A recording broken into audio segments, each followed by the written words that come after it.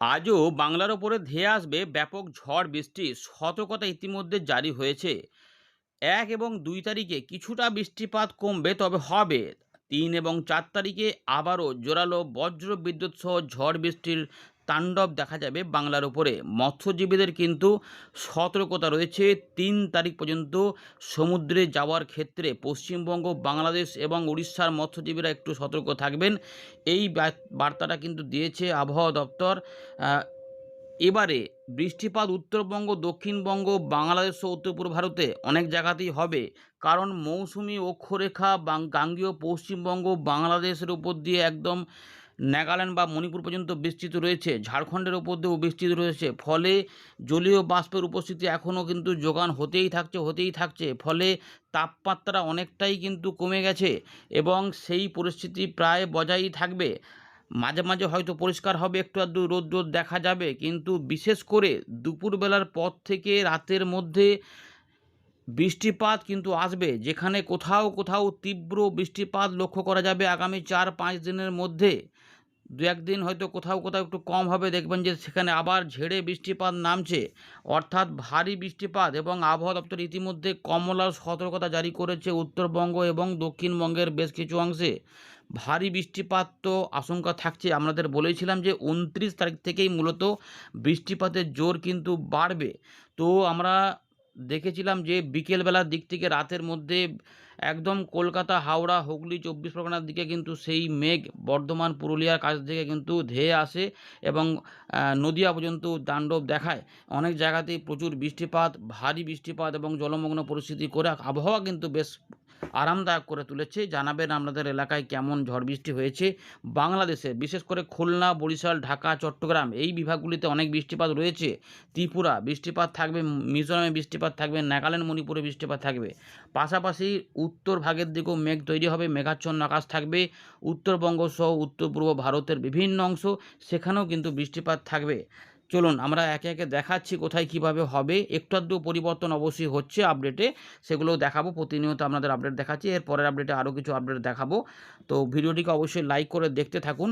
আমরা প্রথমে আপনাদের দেখাবো ভারতীয় মৌসুম ভবনের লেটেস্ট গুরুত্বপূর্ণ সিস্টেম সম্পর্কিত আপডেট, যেখানে আবহাওয়া দপ্তর বলছে বেশ কিছু পরিবর্তন হয়েছে। কয়েকটি ঘূর্ণাবর্ত তৈরি হয়েছে, যেটা আমাদের দেশের রয়েছে যে পাঞ্জাব সংলগ্ন এলাকাতে। এর পাশাপাশি রয়েছে ট্রাপ রয়েছে। এর পাশাপাশি আমাদের উত্তর পূর্ব রাজস্থানের কাছে ঘূর্ণাবর্ত কাজ করছে। দক্ষিণ পূর্ব উত্তরপ্রদেশ সংলগ্ন এলাকাতে একটি ঘূর্ণাবর্ত কাজ করার পাশাপাশি আরেকটি ঘূর্ণাবর্ত কাজ করছে উত্তর পূর্ব বাংলাদেশ এবং সংলগ্ন এলাকাতে। এই ঘূর্ণাবর্তগুলি কাজ করছে, কিন্তু এর পাশাপাশি একটি অক্ষরেখা তৈরি হয়েছে একদম উত্তর পূর্ব মধ্যপ্রদেশ থেকে একদম আমাদের উত্তর পূর্ব বাংলাদেশের কাছে যে ঘূর্ণাবর্ত কাজ করছে, সেই একদম ঘূর্ণাবর্ত পর্যন্ত, যেটি বিস্তৃত রয়েছে আমাদের ঝাড়খণ্ড, গাঙ্গেয় পশ্চিমবঙ্গের উপর দিয়ে। মানে বুঝতে পারছেন যে একদম এই মধ্যপ্রদেশ থেকে ঝাড়খণ্ড, গাঙ্গেয় পশ্চিমবঙ্গ এবং উত্তর পূর্ব বাংলাদেশ পর্যন্ত একটি অক্ষরেখা রয়েছে। এর ফলে প্রচুর পরিমাণে কিন্তু জলীয় বাষ্প বঙ্গোপসাগর থেকে প্রবেশ হচ্ছে এবং নতুন করে ঝঞ্ঝা 2 তারিখে প্রবেশ হবে হিমালয়ের পশ্চিম ভাগে। এই সিস্টেমগুলি কাজ করছে। এবারে চলুন আপনাদের দেখাচ্ছি কোথায় কোথায় উত্তরবঙ্গ, দক্ষিণবঙ্গে কবে কবে সতর্কতা রয়েছে, কারণ ভারী বৃষ্টিপাত এই সমস্ত এলাকাতে হবে। দেখুন বন্ধুরা, ইতিমধ্যে 30 তারিখ মাসের শেষ দিনে যে আপডেটটি দিয়েছে আলিপুর আবহাওয়া দপ্তর, আমরা দেখতে পাচ্ছি যে উত্তরবঙ্গে 1 এবং 2 তারিখে ভারী থেকে অতি ভারী বৃষ্টিপাত হতে পারে। বর্তমানে কিছু ভারী বৃষ্টিপাত থাকবে। আপাতত 3 তারিখ পর্যন্ত ভারী বৃষ্টিপাত হতে পারে। 3 তারিখে বৃষ্টিপাত একটু কমবে, কিন্তু 1-2 এর মধ্যে অনেকটা থাকবে, মানে 3 তারিখ সকাল পর্যন্ত সময়ের মধ্যে। তারপরে 4 তারিখে কমে গিয়ে 5 তারিখ আবার একটু বজ্রবিদ্যুৎ সহ বৃষ্টিপাত আসবে এবং 6 তারিখে সতর্কতা নেই, কিন্তু টুকটাক বৃষ্টিপাত চলবে। গাঙ্গেয় পশ্চিমবঙ্গে আরও অনেক পরিবর্তন হয়েছে আগের আপডেট থেকে। তো দেখুন, আবার নতুন করে 3 এবং 4 তারিখে আবহাওয়া দপ্তর অরেঞ্জ অ্যালার্ট জারি করেছে। ইতিমধ্যে 30 তারিখ থেকে 1 তারিখের মধ্যে বেশ কিছু অংশে ভারী বৃষ্টিপাত থাকবে, হতে পারে সেটা আমাদের বাঁকুড়া হতে পারে, ঝাড়গ্রাম হতে পারে, আবার সেটা হতে পারে যে আমাদের পশ্চিম মেদিনীপুর এবং কিছুটা পূর্ব দিকে গিয়ে মানে হাওড়া বা হুগলি আশপাশ ধরে 24 পরগনার দিকে কোথাও কোথাও ভারী বৃষ্টিপাতের সম্ভাবনা থাকবে। বর্ধমানের দিকেও একটা চান্স থাকছে। আমরা আপনাদের দেখিয়ে দেবো কোন কোন জেলাগুলি। কিন্তু দেখুন, এই যে 1 এবং 2 তারিখে বৃষ্টিপাত কিন্তু আগের থেকে একটু কমবে। বৃষ্টিপাত হবে 1 তারিখ সকাল পর্যন্ত, তারপরে একটু ফাঁকা হবে, কিন্তু মাঝখানে কিছু কিছু বৃষ্টিপাত বিকেল সন্ধ্যের মধ্যে থাকতে পারে।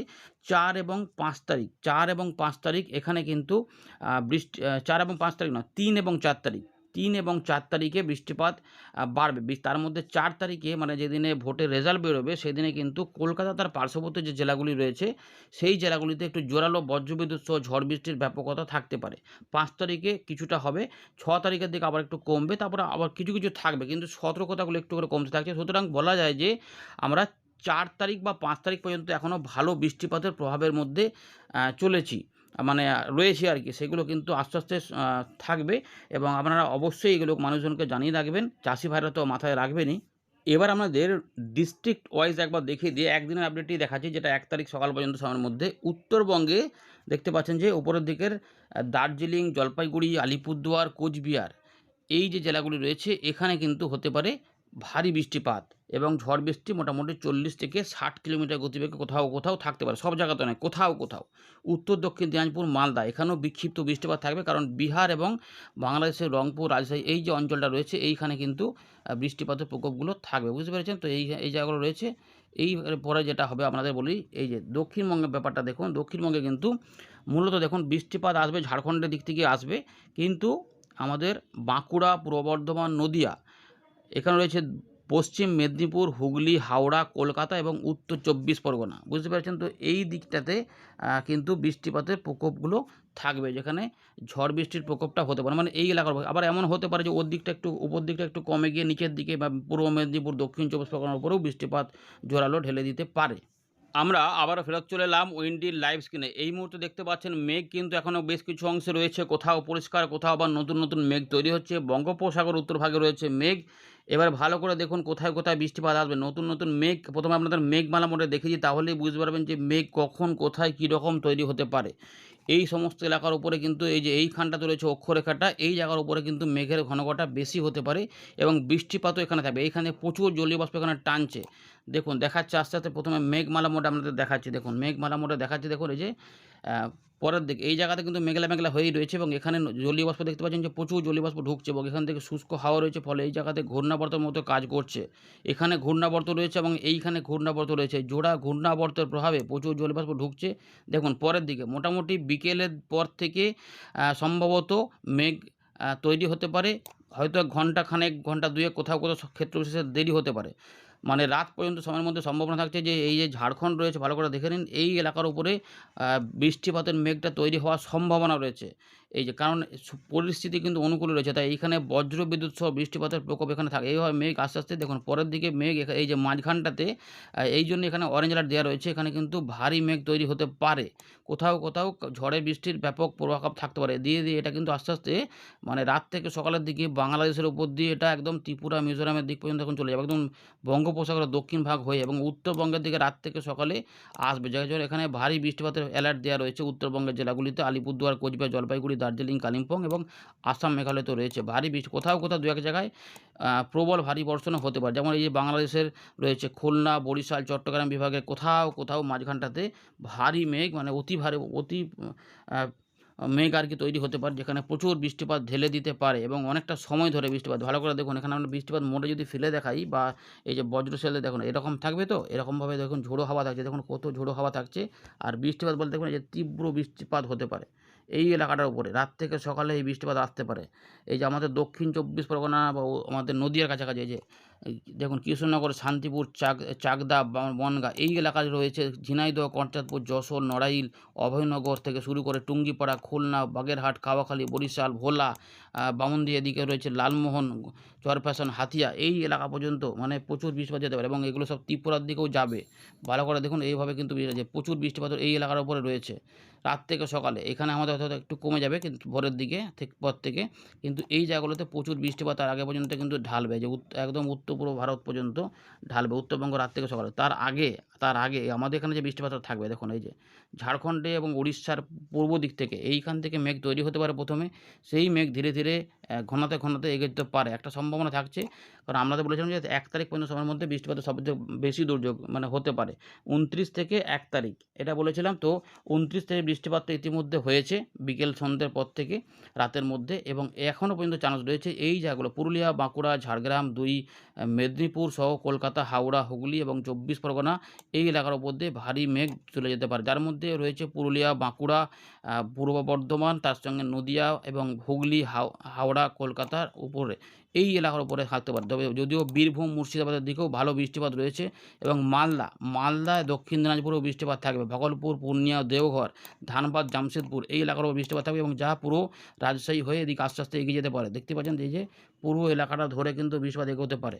মানে রাজশাহী থেকে শুরু করে রংপুরে দক্ষিণভাগ, ময়মনসিংহ, সিলেট এই এলাকার মধ্যে এরকমভাবে বৃষ্টিপাতটা অনেকটা সময় ধরে মেঘ ঠিকঠাক তৈরি হলে তাহলে কিন্তু এইগুলো ঘটবে।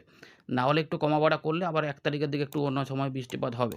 তো দেখুন এতটা এলাকা জুড়ে কিন্তু বৃষ্টিপাতটা হতে পারে।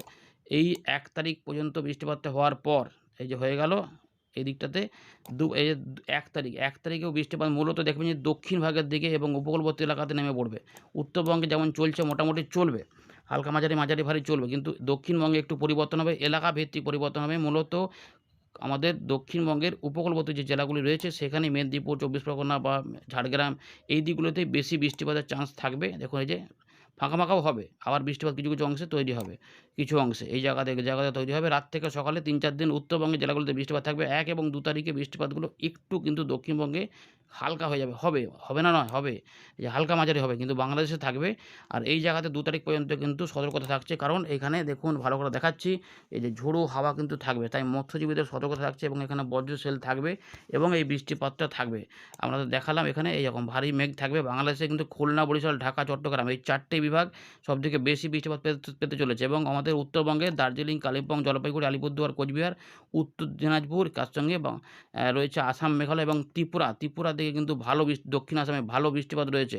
3 এবং 4 দুপুরবেলার পর থেকে পরিবর্তন হবে। এই যে জায়গাগুলো রয়েছে ভালো করে দেখে নিন।